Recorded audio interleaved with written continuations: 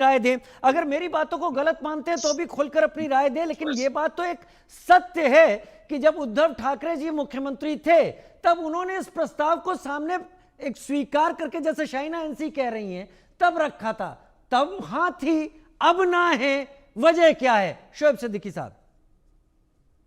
देखिए राजू भाई, ऐसा है कि यहाँ मामला अगर आप देखिए तो अगर एज ए एडवोकेट बात करें तो देखिए मुल्क चलता है संविधान से, और जो भी संविधान पर नहीं चलेगा, चाहे शोएब सिद्दीकी हो, चाहे राजू भाई हो, चाहे कोई हो, वो खिलाफ है। और उसके बाद संविधान के बाद मुल्क जो है दो चीजों चलता है, बहुत अहम है सर, इस पॉइंट को नोट रखिएगा।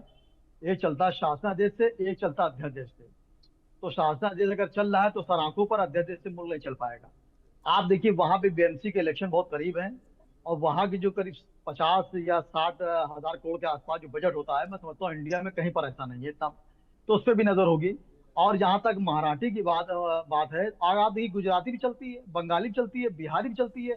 इसको बेस ये बनाया दोनों भाइयों ने, दोनों भाई मैं सम्मान करता हूँ, इसमें कोई ऐसी बात नहीं है। यहाँ मैं कोई सियासी लीडर रहते नहीं बैठा हूँ। आप देखिए बाल ठाकरे साहब भी हमेशा हिंदी बोलते थे, लेकिन जब मराठियों में बैठते थे तो मराठी से बोलते थे, उनको लगे कि मैं मराठी आपके साथ हूँ। आप देखिए अगर सियासत में देखें तो राज ठाकरे हमेशा बाल ठाकरे के बहुत करीब रहे, और लेकिन जब राज ठाकरे हटे तब उदय ठाकरे उनके साथ जो हकीकी साहबजादे थे वो मंजरेआम पर आए, मुख्यमंत्री तक बने। यहाँ चूंकि ये जमीन ये खो चुके हैं, तो जमीन खोने के बाद इन्होंने जमीन तलाशनी है, तो वहां पे आम आवाम को दिखा रहे हैं कि हिंदी से मुझे नफरत है।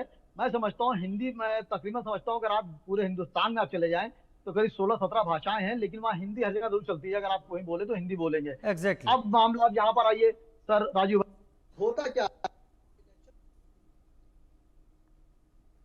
आप अनम्यूट कर लीजिए। हाँ, करीब है, तो जो सीटें आप देख रहे हैं सफे हस्ती से ये लोग तकरीबन ना के बराबर थे। तो चाह रहे हैं कि जो लोकल इलेक्शन होता है, देखिए लोकल इलेक्शन बहुत अहम होता है। लोकल इलेक्शन में अगर आपके कम से कम 100-200 लोग आ जाएंगे तो मैं समझता हूं कि आने वाले वक्तों पे बहुत बड़ा काम हो जाए।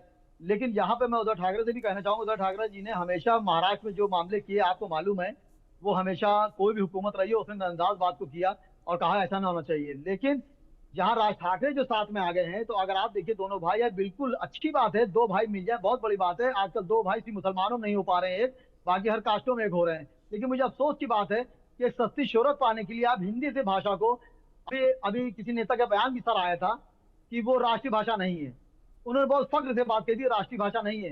मैं मान रहा हूँ राष्ट्रीय भाषा नहीं है, राज्य भाषा है, लेकिन हिंदी पूरे हिंदुस्तान में चलती है।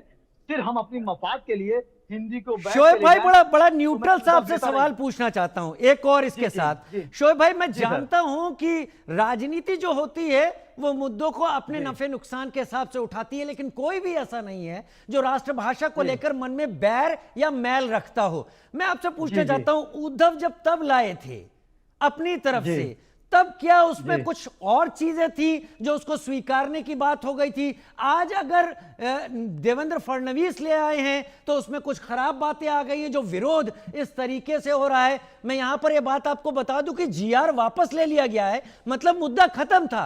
इसको जगाए रखने के पीछे वजह क्या है? देखिए राजू भाई, मतलब यहाँ पर यह है कि बात निकली है तो दूर तलक जाएगी, लोग बेवजह उदासी का सबब पूछेंगे। यहाँ सिर्फ तो और सिर्फ सर इक़्तिदार में आने की बात है। मुख्यमंत्री जी जो है, देखिए मुख्यमंत्री वो हैं तो वो पूरे महाराष्ट्र के हैं, चाहे वो हिंदू हो, चाहे मुसलमान हो, चाहे महाराष्ट्री हो। जहां पे उन्होंने बैक ले लिया, वो चाहते हैं अमन से ये मामला हो।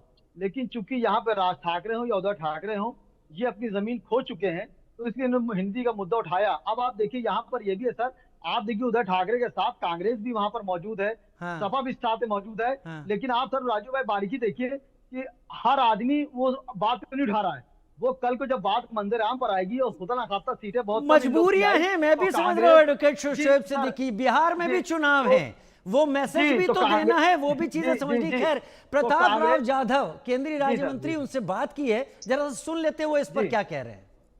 जी सर जी। भाषा का विवाद हो रहा होना चाहिए महाराष्ट्र में, ऐसा विवाद नहीं। देखो, कोई भाषा का विवाद होना नहीं चाहिए, अपनी अपनी जगह पर सभी भाषाएं श्रेष्ठ है। लेकिन जो मातृभाषा होती है, चाहे कोई राज्य हो, कोई एरिया हो, तो मातृभाषा का भी महत्व वहाँ पर होना चाहिए। और मातृभाषा का जहाँ पर भी हम जाएंगे तो हमने हमारे मातृभाषा में ज्यादा बोलने की कोशिश करनी चाहिए। ठीक है। प्रताप जाधव, जिनका कहना है कि भाषा का कोई विवाद नहीं होना चाहिए और मातृभाषा को हमेशा सबसे ऊपर रखना चाहिए, प्राथमिकता मातृभाषा को देना चाहिए। संजय शर्मा, इंडियन प्रताप राव जाधव को आपने सुना, केंद्रीय मंत्री। वहीं अरविंद सावंत, सांसद शिवसेना यूबीटी, वो क्या कह रहे हैं वो भी सुनते हैं। बातचीत करने के लिए मौजूद हैं शिवसेना यूबीटी के सांसद अरविंद सावंत। अरविंद जी, जिस तरह से भाषा का विवाद चल रहा है, उद्धव ठाकरे जी ने भी बोला है कि मैं हिंदी भाषा के खिलाफ नहीं हूं, लेकिन मराठी का सम्मान होना चाहिए। आपको सुधारना चाहता हूँ पहले। मैं अभी आपके साथ कौन सी भाषा में बोल रहा हूँ? तो पहली बात है, हिंदी भाषा को कभी भी विरोध नहीं था, आज भी नहीं है और कल भी नहीं रहेगा। सिर्फ शिक्षा के माध्यम में इन्होंने ये किया कि प्राथमिक शिक्षा में पहली से चौथी तक तीसरी भाषा को उन्होंने अनिवार्य कर दिया। उसके खिलाफ हमें भाई, हम भी 5वीं कक्षा के बाद भी हिंदी पढ़े ना, किसने मना किया? इतनी हिम्मत हो तो तमिलनाडु भी जाके बताओ ना। और फिर हमारा सवाल है कि उत्तर प्रदेश में तीसरी भाषा कौन सी होंगी, मध्य प्रदेश में कौन सी होंगी, बिहार में कौन सी होंगी, उत्तराखंड में कौन सी होंगी? जरा बताओ तो सही। जबरदस्ती, वो जबरदस्ती के खिलाफ है हम लोग। हिंदी भाषा नहीं, किसी भी भाषा के खिलाफ नहीं। सबसे बड़ा इस देश में अगर कोई राज्य है जो सबको समाये लेता है, वो है महाराष्ट्र। मुंबई में पूरा भारत बसा हुआ है। कभी किसी की घृणा, द्वेष, तिरस्कार नहीं किया। भाई बॉलीवुड कहाँ है?